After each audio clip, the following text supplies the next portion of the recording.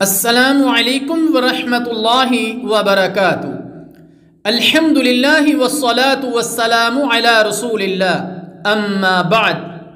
میرے محترم دوستو، آج کی گفتگو میں نماز فجر کی پابندی کرنے والوں کے لیے جو 10 خوشخبریاں ہیں، جو 10 بشارتیں ہیں، ان کو ہم ذکر کریں گے۔ اور میں یہ سمجھتا ہوں کہ کوئی بہت بڑا بد نصیب ہی ہوگا جو ان نبوی بشارتوں کو پڑھنے یا سننے کے بعد بھی نماز فجر کو چھوڑ کر سوتا رہے۔ اور میرے محترم دوستو، ہمیں چاہیے کہ ہم نماز محمد عربی صلی اللہ علیہ وسلم کے طریقے کے مطابق پڑھیں، اس لیے کہ پیارے رسول صلی اللہ علیہ وسلم نے ارشاد فرمایا، صلو کما رأیتمونی اصلی، نماز اس طرح پڑھو جس طرح مجھے پڑھتا ہوا دیکھتے ہو۔ تو پہلی بشارت، بروز قیامت اسے مکمل نور حاصل ہوگا۔ پیارے نبی صلی اللہ علیہ وسلم نے ارشاد فرمایا، تاریکیوں میں پیدل چل کر مسجد جانے والوں کو قیامت کے دن مکمل نور کی بشارت دے دو۔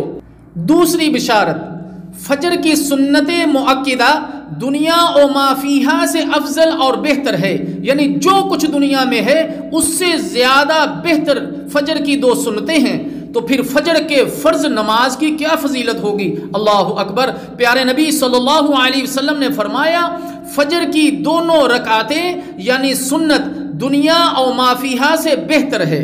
تیسری بشارت، مسجد کی طرف زیادہ قدم چل کر آنے سے زیادہ نیکیوں کا حصول حاصل ہوتا ہے۔ پیارے رسول صلی اللہ علیہ وسلم فرماتے ہیں، جو بندہ اپنے گھر سے مسجد کے لیے نکلتا ہے تو اس کے ہر ایک قدم پر 10 نیکیاں لکھی جاتی ہیں، اور مسجد میں بیٹھ کر نماز کا انتظار کرنے والا گویا مسلسل نماز پڑھ رہا ہوتا ہے یہاں تک کہ وہ اپنے اپنے گھر کو لوٹ جائیں۔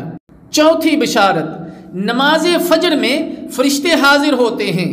اللہ تعالیٰ جل شانہ کا ارشاد ہے، اعوذ باللہ السمیع العلیم من الشیطان الرجیم، اقم الصلاة لدلوک الشمس الى غسق اللیل وقرآن الفجر ان قرآن الفجر کان مشہودا۔ نماز کو قائم کریں آفتاب کے ڈھلنے سے لے کر رات کی تاریکی تک، اور فجر کا قرآن پڑھنا بھی یقیناً فجر کے وقت کا قرآن پڑھنا فرشتوں کے حاضر ہونے کا وقت ہے۔ اللہ اکبر۔ پانچویں بشارت، جہنم سے نجات۔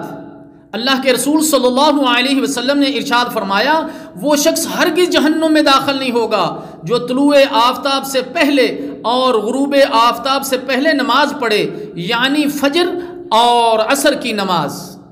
چھٹی بشارت، اللہ تعالیٰ کا دیدار نصیب ہوگا۔ جریر بن عبداللہ رضی اللہ تعالیٰ عنہ فرماتے ہیں، ہم نبی مکرم صلی اللہ علیہ وسلم کی خدمت میں حاضر تھے۔ پیارے نبی صلی اللہ علیہ وسلم نے چاند کی طرف نظر اٹھائی جو 14ویں رات کا چاند تھا، پھر فرمایا کہ تم لوگ بے ٹوک اپنے رب کو اسی طرح دیکھو گے جیسے اس چاند کو دیکھ رہے ہو، اسے دیکھنے میں تم کو کسی قسم کی مزاحمت نہ ہوگی، یا یہ فرمایا کہ تمہیں اس کے دیدار میں مطلقاً شبہ نہ ہوگا، اس لیے کہ اگر تم سے سورج کے طلوع اور غروب سے پہلے یعنی فجر اور عصر کی نمازوں کے پڑھنے میں کوتاہی نہ ہو سکے تو ایسا ضرور کرنا، یعنی یہ 2 نمازوں کی حفاظت کرنا۔ میرے محترم دوستو، اللہ کا دیدار نصیب ہوگا جو فجر اور عصر کی نماز پڑھتا ہے، اسی طرح باقی نمازوں کا بھی اپنے وقت پر پڑھنا ضروری ہے۔ 7ویں بشارت، پوری رات تہجد کا ثواب حاصل ہوگا۔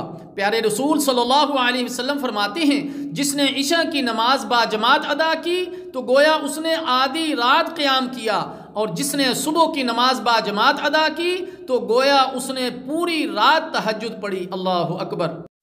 8ویں بشارت، فرشتوں کی دعا کا حاصل ہونا۔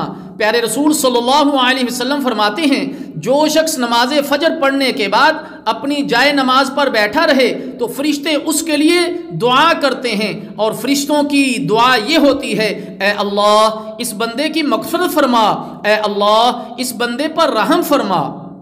9ویں بشارت، پیارے رسول صلی اللہ علیہ وسلم فرماتے ہیں، جو شخص فجر کی نماز با جماعت ادا کرنے کے بعد طلوع آفتاب تک بیٹھ کر اللہ کا ذکر کرتا رہے پھر 2 رکعت نماز ادا کرے تو اسے پورا 3 مرتبہ پیارے نبی صلی اللہ علیہ وسلم نے ارشاد فرمایا حج اور عمرے کا ثواب حاصل ہوگا۔ 10ویں بشارت، نماز فجر آفات و مصائب سے حفاظت کی ضامن ہے۔ پیارے رسول صلی اللہ علیہ وسلم فرماتے ہیں جو صبح کی نماز ادا کر لے تو وہ اللہ تعالیٰ جل شانہ کے حفظ و امان میں آ جاتا ہے۔ اللہ اکبر۔ اللہ تعالیٰ جل شانہ ہمیں فجر کی نماز کی حفاظت کرنے کی توفیق عطا فرمائے اور ان خوشخبریوں اور ان بشارتوں کو حاصل کرنے کی توفیق عطا فرمائے۔ وصلی اللہ علی نبینا محمد۔